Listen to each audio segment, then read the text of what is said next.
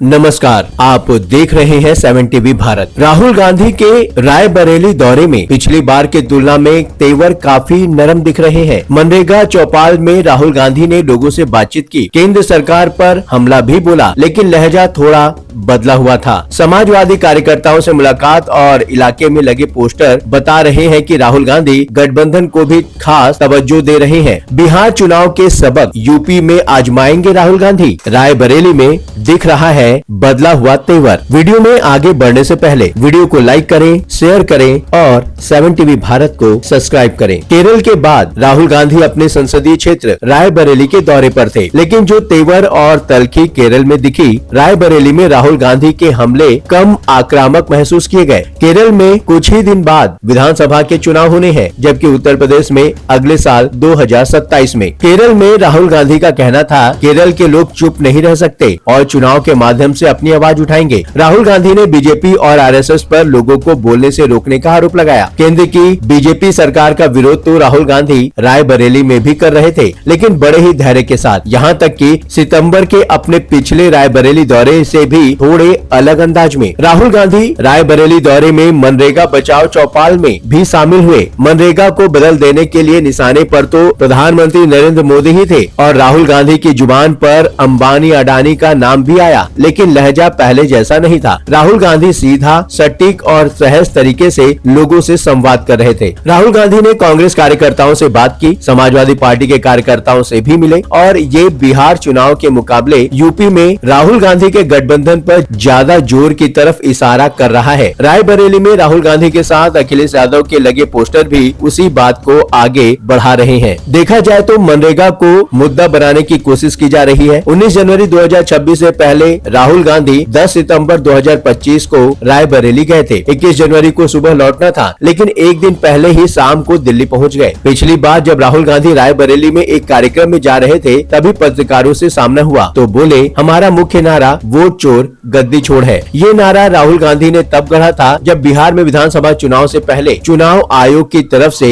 SIR यानी कि विशेष गहन पुनरीक्षण की प्रक्रिया चल रही थी। तब राहुल गांधी ने बिहार में वोटर अधिकार यात्रा भी निकाली थी और जब भी मीडिया का माइक पास आता, एक ही नारा बोलते, वोट चोर गद्दी छोड़। तब तो राहुल गांधी का कहना था कि वो नारा पूरे देश में प्रभावी साबित हुआ है और आने वाले समय में हम इसे बार बार और भी प्रभावशाली तरीकों से साबित करेंगे। निशाने पर तो इस बार भी केंद्र की बीजेपी सरकार ही थी, क्योंकि यूपी कांग्रेस में मनरेगा विरोध चौपाल में भी हिस्सा लेना था। राहुल गांधी ने चौपाल में हिस्सा लिया और मनरेगा मजदूरों से बात की और आरोप लगाया कि मनरेगा का गला घोटा जा रहा है। राहुल गांधी का कहना था, नरेंद्र मोदी चाहते हैं मनरेगा योजना खत्म हो जाए, ताकि जो पैसा बहनों और मजदूरों को जाता है वो सीधे अंबानी, अडानी और बड़े बड़े उद्योगपतियों के पास चला जाए। सामने से तो ये नहीं कह सकते, इसलिए धीरे धीरे मनरेगा का गला घोटा जा रहा है। कांग्रेस नेता ने मनरेगा मजदूरों को भरोसा दिलाते हुए सपोर्ट भी मांगा और समझाया कि मौजूदा सरकार चाहती क्या है। बोले, आपके सारे हक छीन लिए जाएं, सारी योजनाएं खत्म कर दी जाएं, योजनाओं का पैसा अंबानी और अडानी जैसे उद्योगपतियों को दिया जाए, आपकी जमीन अंबानी और अडानी के हवाले कर दी जाए और आप सब भूखमरी की ओर चले जाएं। ये इनका मकसद है, हमें एक साथ खड़ा होना है। 2025 के बिहार चुनाव में कांग्रेस को कुल जमा 6 सीटें ही मिल पाई, वो भी तब जब राहुल गांधी ने वोटर अधिकार यात्रा में बहुत मेहनत की और कांग्रेस की एक्सटेंडेड कार्यकारिणी की बैठक भी पटना में की गई। राहुल गांधी तो दिल्ली चुनाव के बीच ही समय निकालकर बिहार दौरा कर चुके थे और आरजेडी नेतृत्व उनके निशाने पर नजर आता था। वोटर अधिकार यात्रा में राहुल गांधी ने तेजस्वी यादव को आगे नहीं आने दिया और न ही उनको महागठबंधन के मुख्यमंत्री पद का चेहरा ही मंजूर किया, जबकि तेजस्वी यादव ने राहुल गांधी को विपक्ष की तरफ से प्रधानमंत्री पद का दावेदार भी बताया था। बाद में वाइल्ड कार्ड प्रक्रिया की तरह दिल्ली से कांग्रेस नेता अशोक गहलोत को भेजकर तेजस्वी यादव को सीएम चेहरा और मुकेश कुमार सहनी को डिप्टी सीएम का उम्मीदवार घोषित किया था। बाकी सीट बंटवारे से लेकर फ्रेंडली मैच तक जो कुछ भी हुआ, नतीजे गवाह हैं। यूपी को लेकर राहुल गांधी अभी से अलर्ट लगते हैं। कोशिश तो बिहार में भी और डैमेज होने से बचाने की भी है। बिहार के सभी कांग्रेस विधायकों को दिल्ली बुलाया गया है। विधायकों को लेकर हड़कंप तब मचा जब मकर संक्रांति पर कांग्रेस ने दही चूड़ा भोज में एक भी विधायक नहीं पहुंचा और आशंका जताई जाने लगी कि वे कांग्रेस छोड़कर नीतीश नीतीश कुमार की जेडीयू में जा सकते हैं। विधायकों के साथ दिल्ली में 23 जनवरी को राहुल गांधी और कांग्रेस अध्यक्ष मल्लिकार्जुन खड़गे बात करने वाले हैं। राहुल गांधी के